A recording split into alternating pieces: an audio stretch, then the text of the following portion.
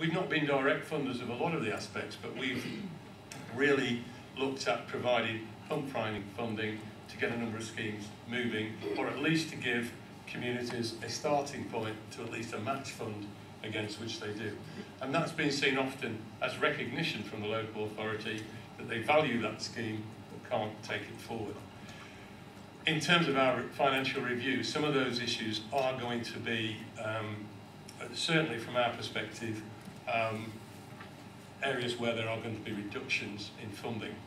And there is a concern as to whether there's going to be funding there, whether in the vanguard areas or in other communities, to support those schemes that come forward, and a real concern.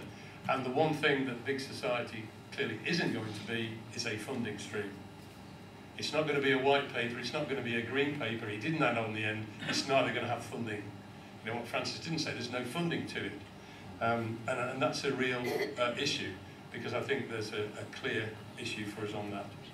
Staff support and availability, again, that comes back to the reduction in funding.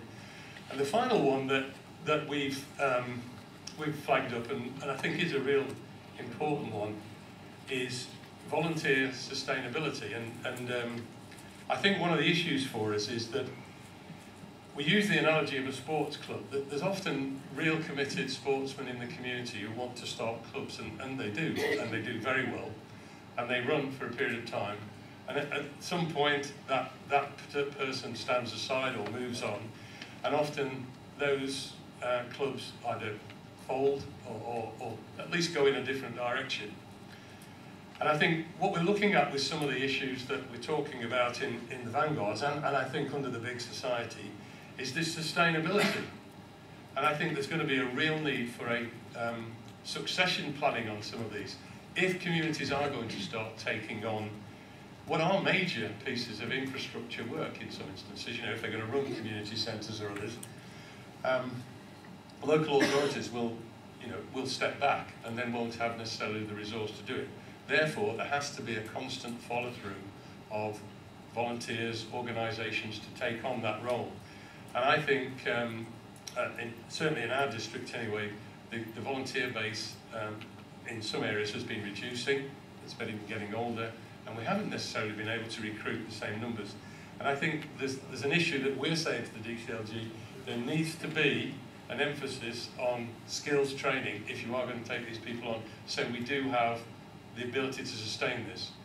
The concern certainly within my council and others is, you know, that these may well be established, they may well take on certain things, but if after a certain amount of time it runs out, they will come back and look to local authorities to take them back on. And a real concern is by then, I know from my own authority, and I make no bones of this, we will have withdrawn from that service and there won't be a resource, and we would then have to gear up.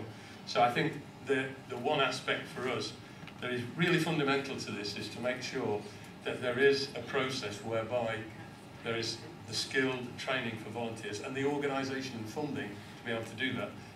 I know there are the organisations, but the funding is the difficult issue. So what are the challenges? CSR versus big society, I think we've rehearsed some of those. Clearly, one of the things is that big society may have been a really good idea coming along, and I think it was certainly inevitable that it would have happened. But coming alongside CSR, there's a great deal of cynicism, there's a great deal of almost feeling like some of it's being passed in the book. And to be fair, the reason I mentioned about our own CSR is we are looking at that. We are looking now for communities to try and take on.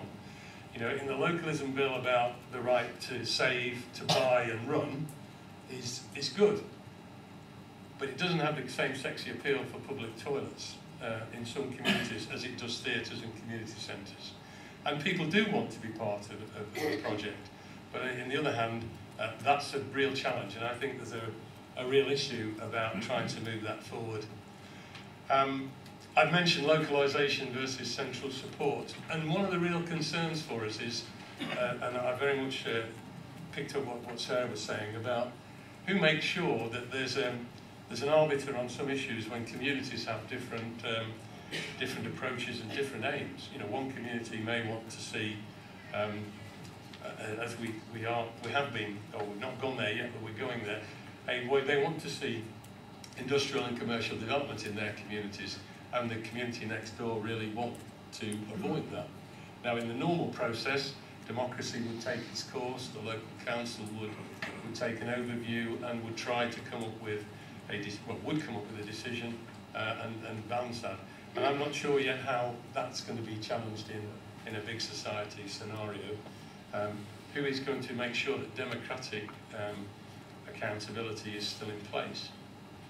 I was at a meeting not long ago when a gentleman got up and said, you know, I can't decide whether this is an opportunity or an excuse.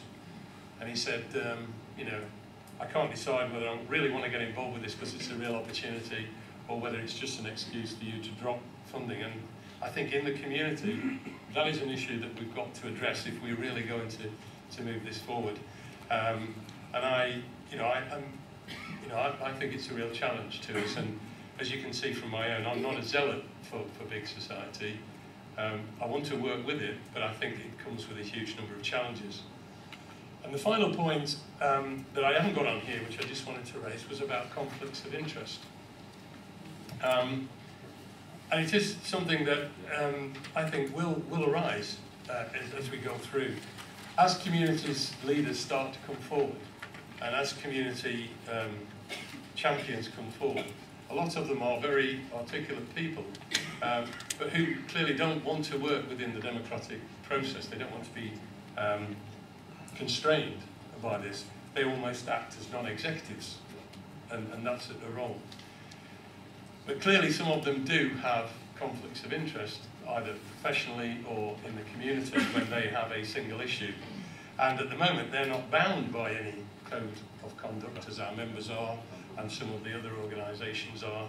And one of the things that we're certainly feeding back to the DCLG is it has to be clear how people do declare those when it comes to advocating some issues.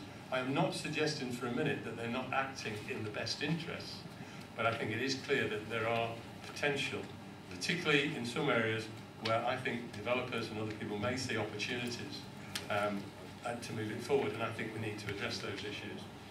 I am going to leave it there, and hopefully that's given people a flavour of some of the issues that are emerging, and I'll try and answer any questions that you may have.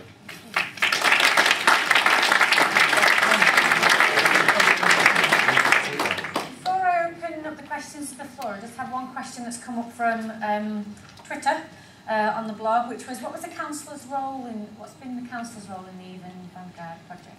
Vanguard, shouldn't say project, but the pilot. Well, whatever it is, I think again, the council itself has, I mean, a lot of our ward councillors are very involved in the developing of the community plans and with their constituents. They found that role quite challenging because they're not in the lead. They are often working with them and being a bridge between various others. In terms of the Vanguard, there is very little role for them at the moment. As we said, we have taken a role where they work with the local communities, and therefore the ward councillors work through those local communities. In terms of our executive, the leader has a role, and each portfolio has a role as issues arise, but we are not leading, or we're not driving those agendas. So it's very much a supporting role to the process rather than being often the decision makers. And I think that, you know, the members themselves are asking, well, you know, isn't that what we do? You know, how do we fit into this process? And again, that's an issue. Yeah. I'm sure something that we picked up by Jessica at the session later on this afternoon. Any questions from the floor for Kevin? Oh, just one, yeah. Martin Press from Stockport Homes. One of the issues that I found when thinking about the volunteering side of the aspect that we're doing, obviously when it comes to anyone volunteering, they have to have an interview within 24 hours, 48 hours. They have to drop the project that they're working on. If someone's in something like a huge housing plan and they've got a massive meeting somewhere, they can't go to it, they lose their benefits. If somebody has to actually work next year when benefits start to reduce because of not being in work, they can't volunteer any longer. How is this going to happen? What's going to happen around these projects? We have an area in Stockport, a Priority 1 area, which has a country park next to it, with 48 entrances, which most of them are derelict. We've given £5,000 for the community to get involved, to clean it up. No one wants to do it. No one's interested. We're just trying to get people interested. If they want to volunteer, then they think they're going to lose the benefits. So it's catch-22. Well, I don't have a response, just to say I think that's going to be one of the real issues where, as part of this process, I think government have to address those issues and have to be be a little bit more flexible in terms of some of their approaches. But I think it's something that we're all feeding back, and to say, you know, that one of the difficulties is that, you know, in the past, community activism has been about saving things. And often then, when they've saved them, people want to go back to their normal lives and do other things. What we're looking at is some of the really the sort of almost infrastructure things that communities are going to have to do. And if volunteers are going to come forward on that, then there's got to be some flexibility to allow people to do that, particularly you know, the issues around people who are unemployed or others who may want to do that, and it'd be a base for them to get back into employment. But often we found that they don't, and I think that's coming through more and more. It's not been an issue in our communities because we don't have a huge number of people who are unemployed in the rural areas. But it is about our difficulty is often that in a rural community they work very long. Some of them have to work very long hours, and they're saying, well, we can't fill this gap. You know, we can't fill this gap, and we're looking for often retired people to do it. Just one final question from Twitter then. Is there a comprehensive map of community organisers or a mechanism to get involved? How's that kind of been? In terms of what we've done in terms of the, we don't have a comprehensive map of community organisers. What we do have in terms of each of our community plan areas, there is a lead person in the community. But it would be grand to call them community organisers, because often that can be anyone from the parish clerk, who is the lead, or the community champion, or the chair of that particular group. And we direct people through to them, and they can offer the opportunity. What we tend to find is that most of the communities have done local surveys and identified individuals. These are very small communities, so they don't feel frightened to go knocking on somebody's door and says, we know you can do that, come on, stick your hand up. But we don't have a register, but what we I think in some of the vanguard communities, they are looking at starting to develop a register of interest for people who want to get involved, and that's going to be very much sort of web-based and others on that basis. That's great, thank you. Okay. Thank you very much. Can we just thank everyone once more for